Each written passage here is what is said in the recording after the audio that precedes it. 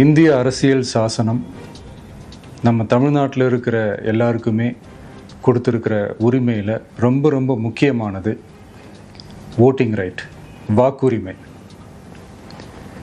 ஒரு மனுஷன் உயிரோடு இருக்கான்றதுக்கு அடையாளமாக இருக்கிறதுல அவனோட ஓட்டுரிமை ரொம்ப முக்கியம்.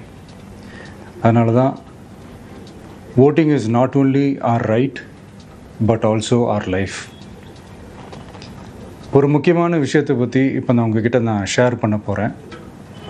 இது நான் ஃபஸ்ட்டு கேள்விப்பட்ட உடனே எனக்கே ரொம்ப ஷாக்கிங்காக தான் இருந்தது.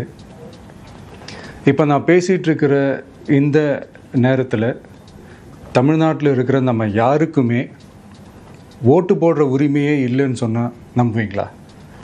நான் நீங்கள் உட்பட யாருக்குமே அது இல்லை. நான் பயமுறுத்துறேன்னு நினைக்காதீங்க, அதுதான் நிஜமும் கூட. கொஞ்சம் ஏமாந்தால் நம்மளை மாதிரியே இன்னும் லட்சக்கணக்கான பேருக்கும் இதே நிலைமை தான். ஓட்டு போடுற அந்த உரிமையே இல்லாத மாதிரி ஒரு நிலைமை வந்தாலும் வரலாம். இதுக்கு மெயின் ரீசன் அந்த எஸ்ஐஆர், ஸ்பெஷல் இன்டென்சிவ் ரிவிஷன், சிறப்பு தீவிர திருத்தம்.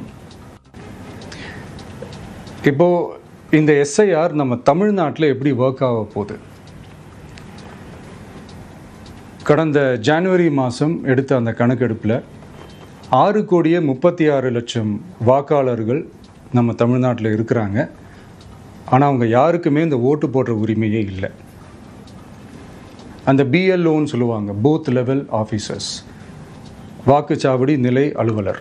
அவங்க தான் வீடு வீடாக போய் அந்த ஃபார்மை கொடுப்பாங்க. அதை நம்ம ஃபில்அப் பண்ணி கொடுக்கணும்.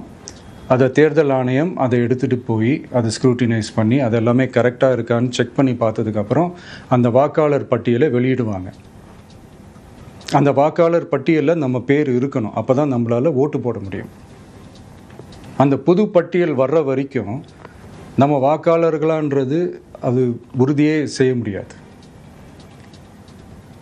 இன்கேஸ் அந்த புது பட்டியலில் நம்ம பேர் இல்லைன்னா அது ஒரு தனி ப்ராசஸ், அது ஒரு தனி ஃபார்ம், அது ஒரு தனி கிளைம்ன்ற மாதிரி அது ஒரு வேறு வேலை. ஸோ இந்த மாதிரி நிறையா சிரமங்கள் குழப்பங்கள் இருக்கிறதுனால மக்களுக்கு இது மேலே ஒரு கன்ஃபியூஷன் ஒன்று இருக்குது. இது என்ன வெரிஃபிகேஷனா இல்லை ஒரு மறைமுக ரீரெஜிஸ்ட்ரேஷனா இல்லை இது ஒரு நியூ ரெஜிஸ்ட்ரேஷன் மாதிரியே தானா அப்படின்ற மாதிரி நிறைய கன்ஃபியூஷன் இருக்குது. அவங்க செய்ய வேண்டியதெல்லாம் ஒன்று தான். இந்த மாதிரி வீடு வீடாக போய் அந்த என்யூமரேஷன் ஃபார்ம் நம்ம ஃபில்அப் பண்ணி கொடுக்கும்போது அதுக்கான அக்னாலேஜ்மெண்ட்டை அந்த பிஎல்ஓ அந்த ஆஃபீஸர்கிட்ட இருந்து நீங்கள் வாங்கிக்கணும். அது ரொம்ப ரொம்ப முக்கியம். இது நான் சொல்கிறது வாக்காளர் பட்டியலில் ஆல்ரெடி உங்கள் பேர் இருக்கிறவங்களுக்கு நான் சொல்கிறேன். இப்போ புது வாக்காளர்கள், ஃபஸ்ட் டைம் ஓட்டர்ஸ், அவங்களுக்கு ஃபார்ம் 6ன்னு ஒன்று இருக்குது. அதை நீங்கள் ஃபில்அப் பண்ணி நீங்கள் உங்கள் ஏரியாவில் இருக்கிற சம்மந்தப்பட்ட அந்த உங்கள் அலுவலகத்தில் நீங்கள் டைரெக்டாகவும் சப்மிட் பண்ணலாம், இல்லை நீங்கள் ஆன்லைன்லேயும் சப்மிட் பண்ணலாம். அப்படி ஆன்லைனில் நீங்கள் சப்மிட் பண்ணிங்கன்னா அதுக்கான ஸ்க்ரீன்ஷாட்டை எடுத்து வச்சுக்கோங்க. ஃபோனில் மெசேஜ் வரும், அதை சேவ் பண்ணி வச்சுக்கோங்க.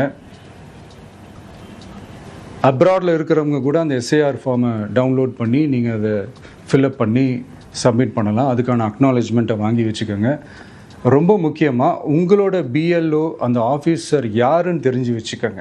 இந்த தேர்தல் ஆணையம் அந்த வெப்சைட்டில் போனீங்கன்னா அந்த பர்டிகுலர் பிஎல்ஓ ஆஃபீஸரோட ஃபோன் நம்பர் கூட நீங்கள் எடுத்து வச்சுக்கலாம். இன்கேஸ் உங்களை யாரையும் ரீச் பண்ணலை இல்லை உங்களுக்கு அந்த ஃபார்ம் கிடைக்கல அப்படின்னா நீங்கள் அவரை காண்டாக்ட் பண்ணி அந்த ஃபார்மை வாங்கி நீங்கள் ஃபில்அப் பண்ணி நீங்கள் சப்மிட் பண்ணலாம். ரொம்ப முக்கியமாக அதுக்கான அக்னாலேஜ்மெண்ட்டை வாங்கி வச்சுக்கோங்க. இது எல்லாமே சரியாக செஞ்சாலும் இந்த எஸ்ஐஆர் மேலே சில டவுட்ஸ் இருக்குது.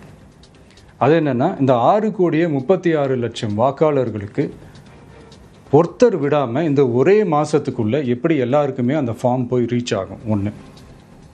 ரெண்டாவது, நீங்கள் வரும்போது வீட்டை பூட்டிட்டு வேலைக்கு போயிட்டு என்ன பண்ணுறது? இப்போ நீங்கள் வருவீங்கன்றதுக்காக வேலையெல்லாம் விட்டுட்டு வீட்டுக்குள்ளேயே உட்காந்துட்ருக்கணுமா? ஸோ இதில் மெயினாக பாதிக்கப்பட போகிறது உழைக்கிற மக்கள், ஏழைகள், வேலைக்கு போகிற பெண்கள். இவங்களுக்கு யார் கரெக்டான அந்த பதில் சொல்ல போகிறது? ஒரு நியாயமான எஸ்ஐஆர்னால் என்ன நடக்கணும்? இப்போது இறந்து போனவங்கள மார்க் பண்ணி அதுலேருந்து டிலீட் பண்ணணும். இப்போ போலி வாக்காளர்கள் இருந்தாங்கன்னா அவங்கள மார்க் பண்ணி டிலீட் பண்ணணும். இப்போ ஆல்ரெடி ஓட்டு இருக்கிறவங்களுக்கு எதுக்கு இந்த ரெஜிஸ்ட்ரேஷன் என்ற பேரில் இவ்வளவு குழப்பங்கள் அப்படின்றது தான் இங்கே கேள்வி. இப்போ புதுசாக வர வாக்காளர்களையோ இல்லை ஓட்டு இல்லாதவங்களையோ சேர்த்தா பத்தாதா? இப்போ ரீசெண்டாக நடந்த இப்போ எலெக்ஷன் 2021, 24 எப்படி எல்லாருமே ஓட்டு போட்டோம்? அதில் ஓட்டு போட்டவங்க கூட இப்போ புதுசாக ரெஜிஸ்டர் பண்ணணுன்னா அது ஏன் அந்த கன்ஃபியூஷன் அப்படின்றதான் நாங்கள் கேட்குறோம். அதனால தான் நாங்கள் எஸ்ஐஆரை எதிர்க்கிறோம். இப்போ புதுசாக சில கம்ப்ளைண்ட்ஸ்லாம் வர ஆரம்பிக்குது. அது என்னென்னா முக்கியமாக நம்மளுடைய டிவிகே தோழர்களுக்கு அந்த ஃபார்ம் கிடைக்க மாட்டேங்குது, கொடுக்க மாட்டேன்றாங்க அப்படின்ற சில கம்ப்ளைண்ட்ஸ். இது யார் பண்ணுறாங்க அப்படின்றது நான் தான் சொல்லி தெரிய வேணும்னு ஒன்றும் அவசியம் இல்லை உங்களுக்கு. இப்போ இருக்கிற ஆட்சியாளர்கள் அவங்களுக்கு கைப்பாவையாக இருக்கக்கூடிய சில பேர் வந்து இதை செய்ய ஸ்டார்ட் பண்ணியிருக்கிறாங்க. அதனால் மைடியர் வர்ச்சுவல் வாரியர்ஸ், இதை வந்து சாதாரணமாக எடுத்துக்காதீங்க. இது எல்லாருக்குமே அந்த ஃபார்ம் போய் ரீச் ஆகணும். இதில் ரொம்ப உறுதியாக இருங்க.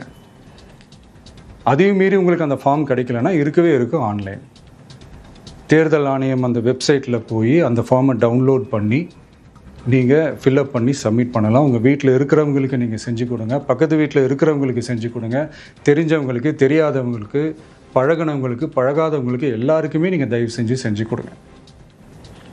அண்ட் ரொம்ப முக்கியமாக நம்ம ஜென்சி கிட்ஸ், நம்ம ஃபஸ்ட் டைம் ஓட்டர்ஸ், நம்ம புது வாக்காளர்கள், நம்ம நண்பா நண்பிகள், அவங்க ரொம்ப கேர்ஃபுல்லாக இருக்கணும்.